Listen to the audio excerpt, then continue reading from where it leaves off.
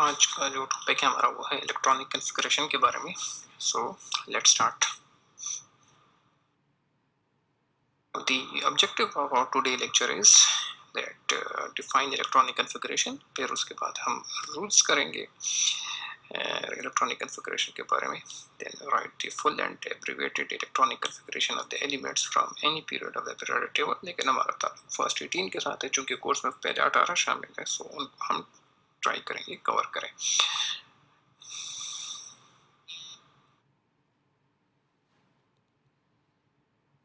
आपको bore atomic model याद हो तो बोर ने हर ऑर्बिट के लिए डिस्क्रीट ऑर्बिट का नाम दिया था या उनको फिक्स्ड एनर्जी शेल्स का नाम दिया था, और इन ऑर्बिट के लिए एक नंबर इस्तेमाल, जिस नंबर को हम कहते हैं quantum number. So Bohr orbit जो है वो एक सीढ़ी की स्टेप्स की तरह है, and each at a specific distance, यानी कि हर स्टेप जो है एक दूसरे से एक खास फासले पे है। किससे फासले पे? न्यूक्लियस से फासले पे, या न्यूक्लियस से दूर है हर step. And each at a specific energy, यानी कि हर एक ऑर्बिट की अपनी एक खास एनर्जी मौजूद है। अब इलेक्ट्रॉनिक कॉन्फ़िगरेशन को डिफाइन करते हैं। Electronic configuration is defined as the arrangement of electrons in the orbital of an atom, यानी कि इलेक्ट्रॉन्स को शेल्स या सब शेल्स में डिस्ट्रीब्यूट करने को इलेक्ट्रॉनिक कॉन्फ़िगरेशन कहते हैं। या मॉडर्न टर्म में हम शेल सब शेल नहीं लेते, बल्कि हम ऑर्बिटल इस्तेमाल करते हैं जहाँ पे इलेक्ट्रॉन्स पाए जाते हैं। किस तरह इसको डिस्क्राइब करते हैं इलेक्ट्रॉनिक कॉन्फ़िगरेशन की? A number that designates the number of principal shell, फिर उसके बाद a letter that designates the sub shell या orbital. C is a subscript that designates the number of electrons in that particular subshell or orbital. For example, हम जब लिखते हैं 2p4, तो 2p4 क्या इंडिकेट्स करते हैं या 4 क्या इंडिकेट करते हैं? Indicates 4 electrons in the p subshell of the second shell, यानी कि 2 is a number जो कि शेल को इंडिकेट करता है, p सबशेल को, और 4 जो है वो नंबर ऑफ इलेक्ट्रॉन्स को।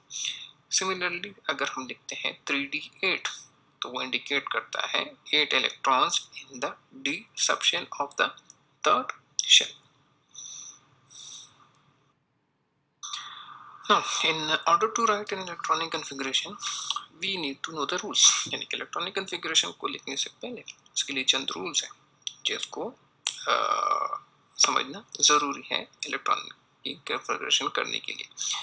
3 रूल्स हैं जो कि हमें समझने होंगे। पहला रूल है ऑफ बफ प्रिंसिपल, दूसरे को कहते हैं पॉली एक्सक्लूजन प्रिंसिपल, और तीसरा है Hund's rule. Now using the orbital filling diagram जो कि राइट साइड पे है, उसको अगर आप देखें तो सबसे पहले जो है आपने फर्स्ट शेल को फिल करना है।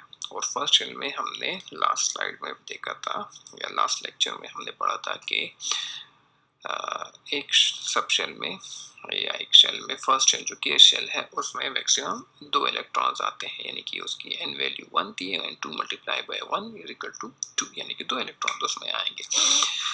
सो आपने यहाँ पे ये जो येलो ब्रिक है इसको फॉलो करना है, या जो येलो एरो है इसको आपने फॉलो करना है।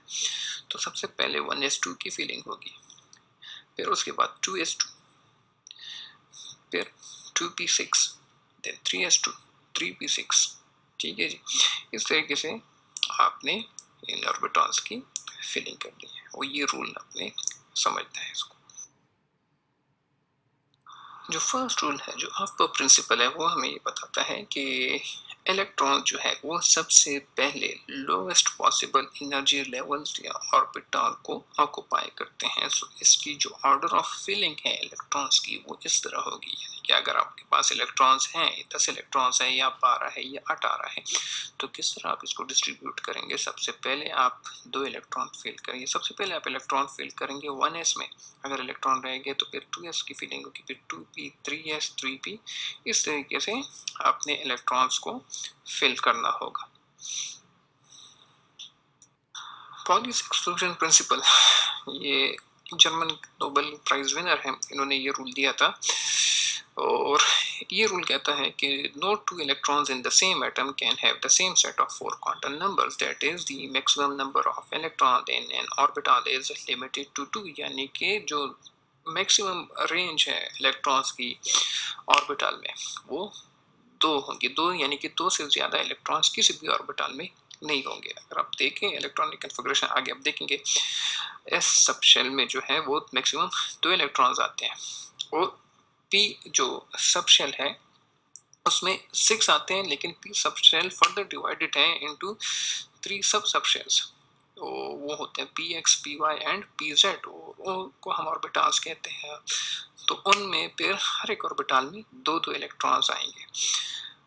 और स्पिन्स कैसे होंगे? स्पिन मूवमेंट को कहती है अगर एक इलेक्ट्रॉन क्लॉकवाइज रोटेशन में है तो दूसरे इलेक्ट्रॉन जो है वो एंटी क्लॉकवाइज रोटेशन में मूव करेगा। Spins have to be paired and we usually represent this with an up arrow and a down arrow. Since there is only one s orbital per energy level, so 2 electrons will fill that orbital. ठीक है जी।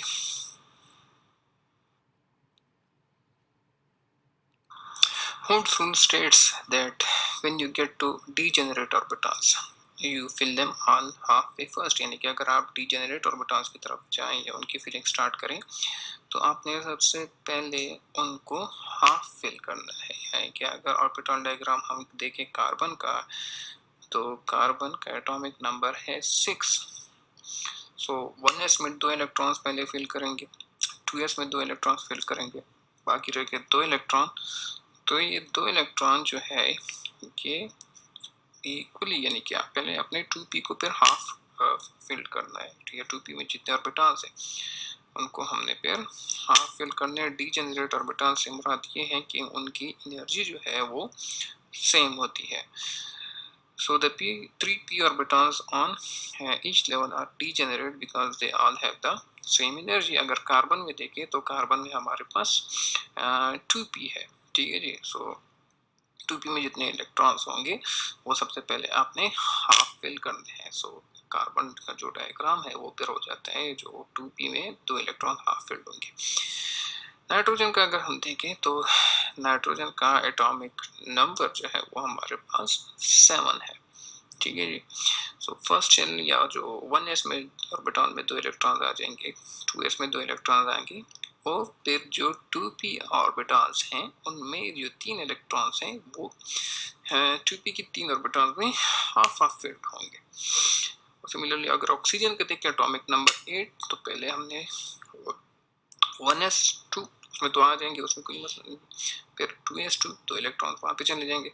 फिर 2p में क्या करते हैं हम? 2p में 3 orbitals होते हैं या डीजेनरेट ऑर्बिटल्स होते हैं जिनकी एनर्जी सेम होती है। तो सबसे पहले हम तीनों ऑर्बिटल्स को हाफ फिल्ड करेंगे, फिर अगर इलेक्ट्रॉन रह गया तो फिर वो 2p में फर्स्ट ऑर्बिटल में जाएगा जो कि फिर पेयर में होंगे। So don't pair up the 2p electrons until all 3 orbitals are half full. ठीक है जी। ये रूल्स हैं, ये होल्ड रूल है कि जो डीजेनरेट ऑर्बिटल्स हैं उनको हमने क्या करना है, वो सबसे पहले हाफ फिल करने हैं, फिर उसके बाद हमने उनकी पेयरिंग ऑफ इलेक्ट्रॉन स्टार्ट करनी है अगर इलेक्ट्रॉन मौजूद हैं। There is some exception to the rules which we studied earlier. So 2 main exceptions to electronic configuration of chromium and copper। वो क्या है? वो ये है कि कॉपर और क्रोमियम की केस में completely full, मतलब या completely full d sub level या half full d sub level जो है वो ज्यादा स्टेबल होता है then partially filled d sub level. So an electron from the 4s orbital is excited and rises to the 3d orbital। यानी कि अगर आप क्रोमियम का देखें एटॉमिक नंबर उसका है 24, तो 18 इलेक्ट्रॉन की इलेक्ट्रॉनिक कन्फिगरेशन अभी आगे आप देख लेंगे। उसमें जो लास्ट सब शेल है जो फिल होता है उसकी इलेक्ट्रॉनिक कन्फिगरेशन है 3s2 3p6। ठीक है जी। उसके बाद फिर इलेक्ट्रॉन्स की फिलिंग होगी इनटू 4s एंड 3d से स्टार्ट हो जाती है।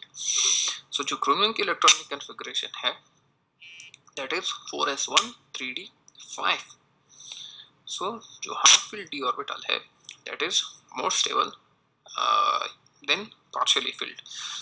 ठीक है, तो ये रूल आपने याद रखना है कि अगर कभी कभार इलेक्ट्रॉन्स क्रोमियम और कॉपर के केस में जो हाफ फिल होंगे या और इस तरह की जो कॉपर की इलेक्ट्रॉनिक कन्फिगरेशन वो हमारे पास है 4s1 एंड 3d10। कॉपर का जो एटॉमिक नंबर है वो है 29, लेकिन इलेक्ट्रॉनिक कन्फिगरेशन अगर जब देखें उसकी तो वो होगी 4s1 3d10 बजाय इसके 4s2 3d9 के। ठीक है जी, क्यों? क्योंकि कॉपर जो है उसमें जो फुल डी सब लेवल है वो ज्यादा स्टेबल होता है then partially field D sub level. Now, arrangement of electrons in the atoms of the first 10 element. Hydrogen का एटॉमिक नंबर है 1, सो उसकी इलेक्ट्रॉनिक कन्फिगरेशन है 1s1। Helium atomic number 2, electronic configuration is 1s2। Lithium atomic number 3 और उसकी electronic configuration आप देख सकते हैं 1s2 2s1। Beryllium atomic number 4 1s2 2s2। Boron atomic number 5 1s2 2s2 2p1। Carbon atomic number 6 1s2 2s2 and 2p2। Nitrogen atomic number 7 1s2 2s2 2p3। अब यहाँ पे आप देखिए p सब शेल में जो है हाफ फिल्ड इलेक्ट्रॉन है कार्बन तक, सॉरी नाइट्रोजन तक। देखिए 3 इलेक्ट्रॉन उसमें है p सब शेल में, क्योंकि इन तीनों के एनर्जी लेवल जो है वो सेम है, सो इन 3 इलेक्ट्रॉन्स को हम हाफ फिल्ड पहले करेंगे, या 3 ऑर्बिटल्स को हम सबसे पहले हाफ फिल्ड करेंगे। फिर इसके बाद आते हैं ऑक्सीजन। सो ऑक्सीजन का एटॉमिक नंबर है 8, सो इसकी electronic configuration 1s2 2s2 2p4। अब अगर p सेक्शन में आप इलेक्ट्रॉनिक कन्फिगरेशन को इलेक्ट्रॉन्स के अरेंजमेंट को देखें तो जो फर्स्ट ऑर्बिटल है p सबशेल का उसमें 2 इलेक्ट्रॉन्स आपको मिलेंगे। ठीक है, और इस तरीके से फ्लोरीन 1s2 2s2 2p5। और p सबशेल को अगर आप देखें तो उसमें पेयर जो इलेक्ट्रॉन्स है वो आपको 2 नजर आएंगे, एक अनपेयर नजर आएगा। फिर नियॉन की इलेक्ट्रॉनिक कन्फिगरेशन है 10। नियॉन नोबल गैस कहते हैं। क्यों नोबल गैस कहते हैं उसको? क्योंकि उसमें जो इलेक्ट्रॉनिक कन्फिगरेशन है या जो नंबर ऑफ इलेक्ट्रॉन्स है वैलेंस शेल में वो 8 है पूरे हैं उसमें, उसका ऑक्टेट कंप्लीट है इसलिए वो अनरिएक्टिव होता है।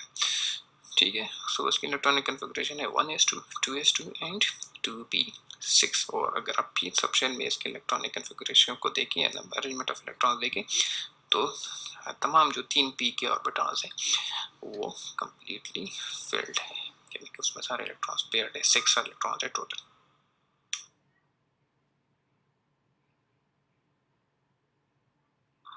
और इस स्लाइड में या इस डायग्राम में आपको एटॉमिक स्ट्रक्चर जो है फर्स्ट 18 एलिमेंट्स का दिखाया गया है। फर्स्ट एटम आपके पास पीरियोडिक टेबल में हाइड्रोजन है और उसके वैलेंस शेल में 1 इलेक्ट्रॉन होते हैं।